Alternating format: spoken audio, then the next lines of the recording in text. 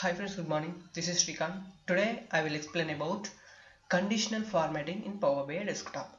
Okay, see this. I'm already prepared some data. Okay, see this in this place showing minus value. Okay, I wanted to show minus values red color and plus values I want to show green color. So let's check this conditional formatting in Power BI desktop. Okay, go to values, see this is a names is a column name, sales is a sales column name.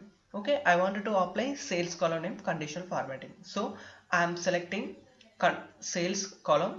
Right click here, go to condition formatting and next go to font color. See this is a font colors window.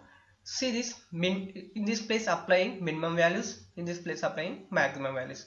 Okay, I'm already next lowest value select number, set -1 and next highest value select number +1. Okay, and next click this down arrow and go to custom color and select green color. Okay, next click apply. See this, it's automatically applied conditional formatting.